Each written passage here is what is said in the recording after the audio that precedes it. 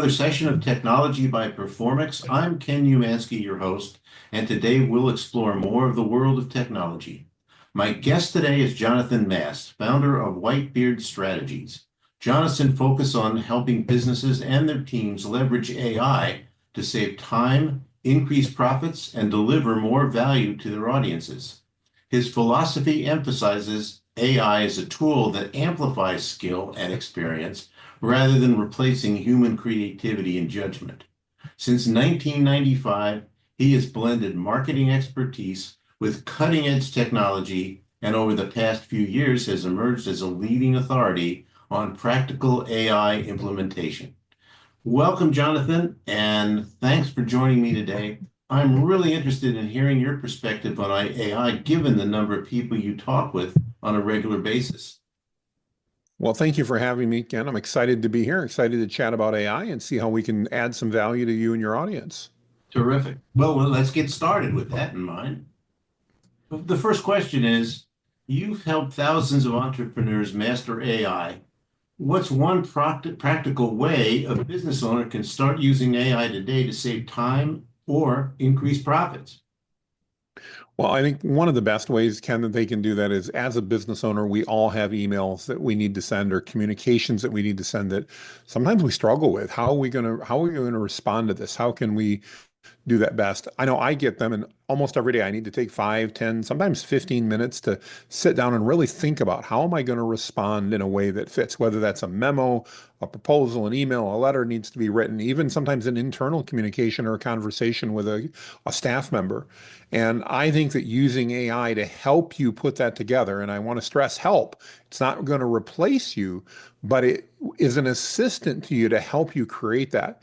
Ken, if you send me an email and there's an issue that I need to address, and maybe it's a touchy issue, maybe I've got to put some boundaries in place, but I want to be kind about it. I need to think about that because in the midst of my busy day, I'm, firing on all cylinders. I'm trying to get that done. That's an email that I need to take a pause and think about for just a second.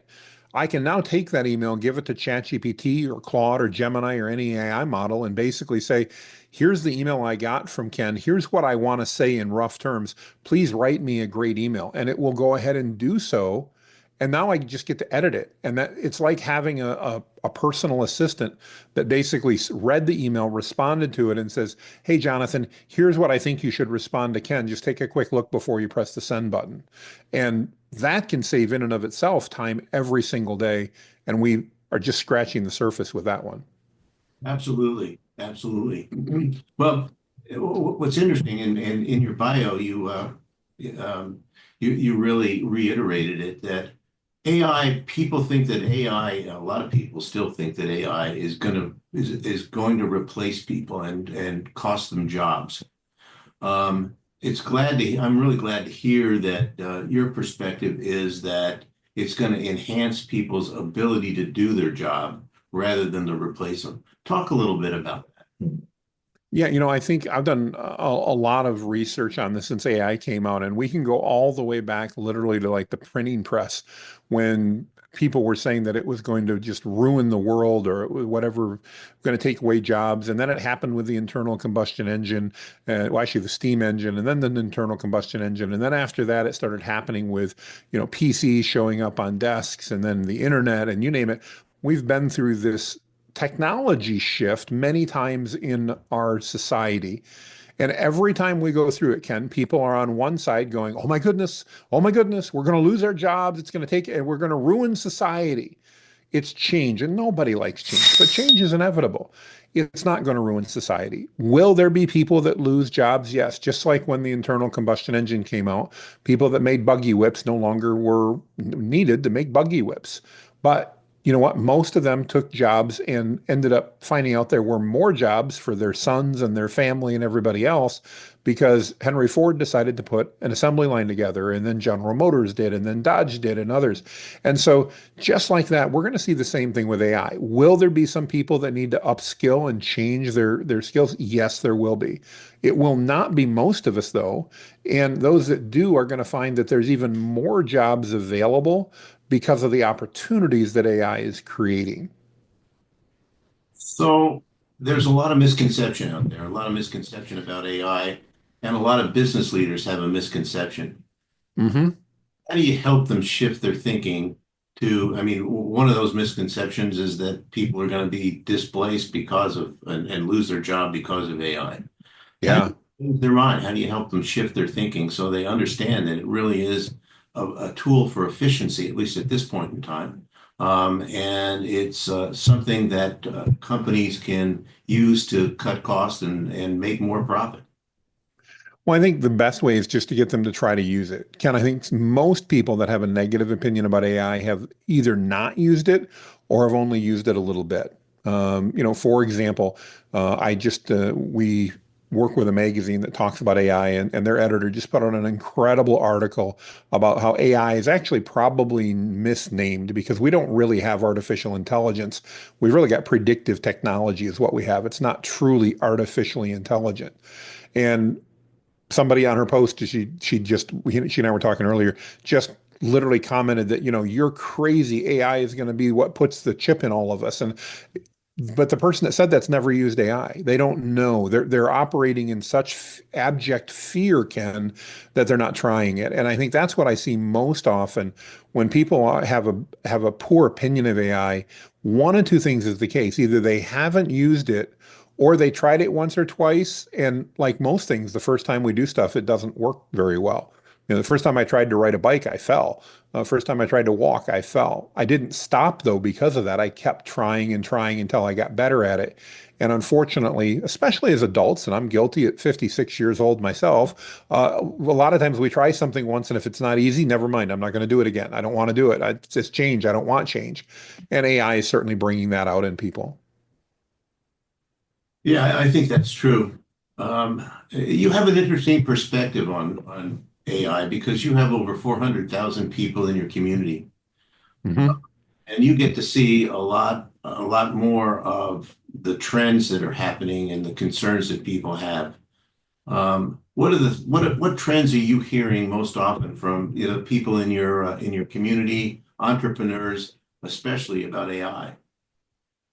I think, probably the biggest concern we hear is what are my customers going to think? What are they going to think if I use AI? And I always go back to what's in it for the customer. Why will they want it? And I think, a great example is if I'm needing customer service today, I'm not going to probably be mad if you don't use AI to help me do that.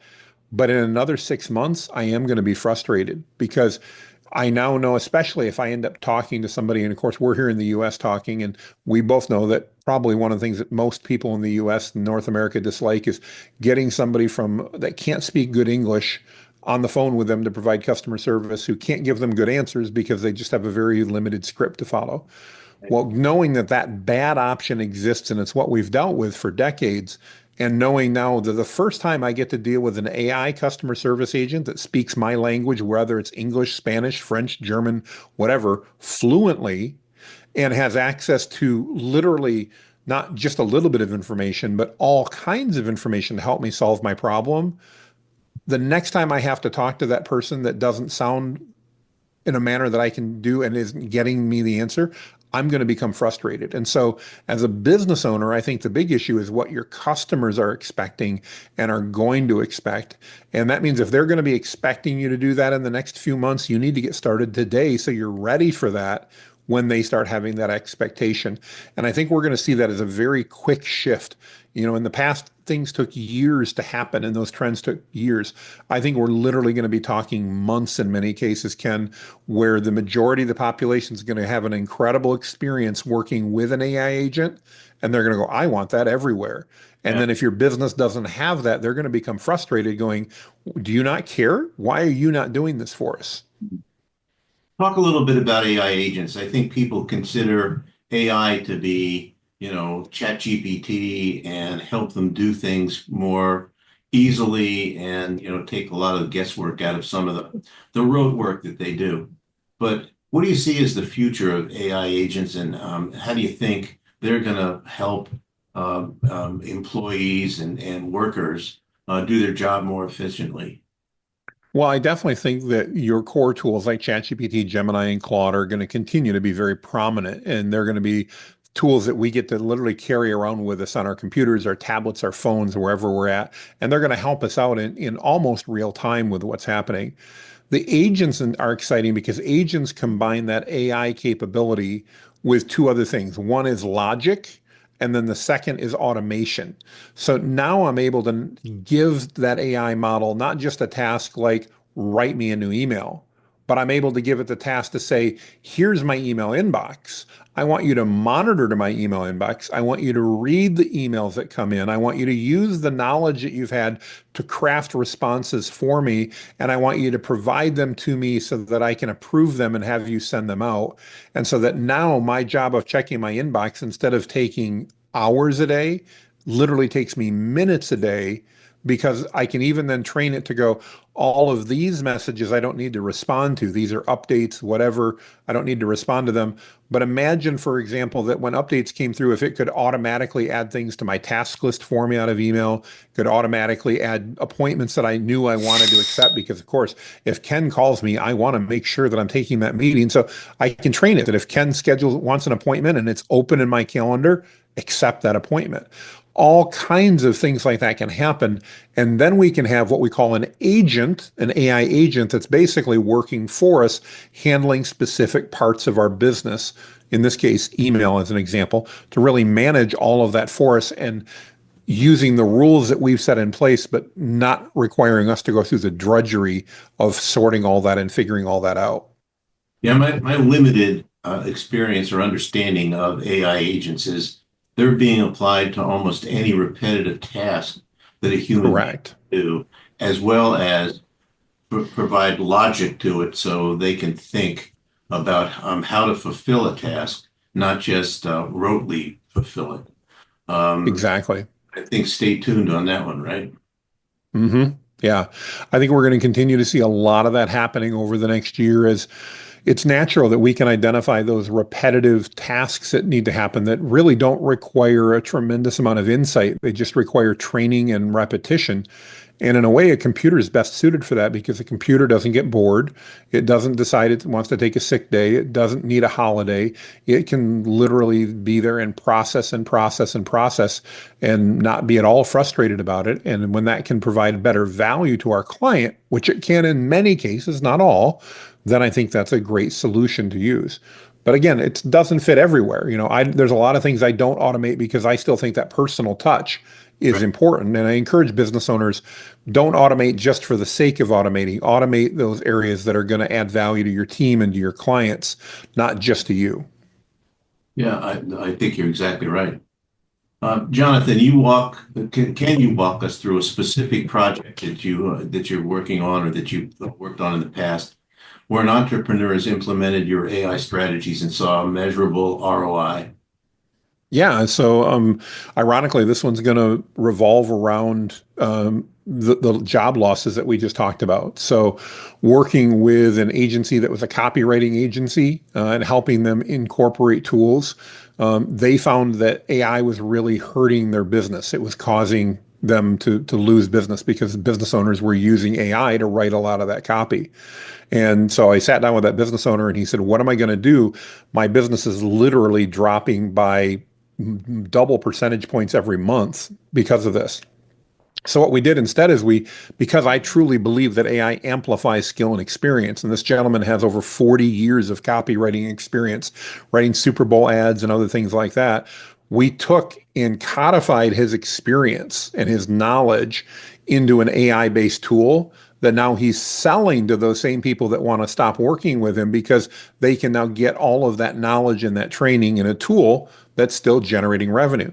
Now, is it as much revenue? No, it's not as much, but he also doesn't need a staff of 60 people to support that. And so he's still able to maintain a living and have a business that's still viable, even in the shake of something that, is going to cause a problem. And what I like about that story is someone who AI really absolutely destroyed their business is embracing AI because it's allowing them to build another business, amplifying that skill and experience, and ultimately providing more value to their customers. Their customers are now happier than they were before. They're getting better value. They're spending less money per customer, but my client's also spending much less money delivering that. He doesn't need that massive team anymore. Yeah. I see in a lot of businesses like marketing and advertising, a great application for AI agents. Yes. Not only can they write the copy, but or help write the copy, but they can also optimize it for SEO. They can also tell you how many words it needs to be in order to get on the front page of Google. All of that could be done automatically with a lot less effort and labor. So agencies can make a lot more, will cut costs. Let me put it that way, because they can do a project like that in less time. Many of our listeners are senior managers who really care about ROI. What's your advice for building an internal AI culture that drives both built-in, buy-in rather, and bottom line impact? Great question. I think the true ROI comes when we get our team to implement. We as leaders can absolutely save time, and that's great and it's wonderful. But the real ROI for the organization comes if I can spread that over my team. Because if I can have everybody in the executive suite save an hour, that's cool and that's great and probably provides value. But if I've got even 25 employees and they can all save an hour a day, that then has massive returns for the company. How do we get the team to embrace that? Well, first we need to let our teams know that AI is not designed, nor is our team planning on replacing people simply because of AI. Because that's generally the team's biggest fear is that if I embrace AI and I show you, Ken, what we could do with AI, I'm going to lose my job. Yeah, We right. need to let we need to let them know that that's part of what's needed is just like when the PC was put on the desk when I got in the workforce. PCs were just showing up on desktops and replacing typewriters and adding machines. And we had people going, until they realized that in order to keep their job, in order to do it well, they actually needed to replace that typewriter with a PC because it was going to allow them to get more done. And so we need to do that same thing with our staff. We need to let them know that's how it works. The other thing, and I just had this conference or a conversation out in San Diego at a group conference I was at.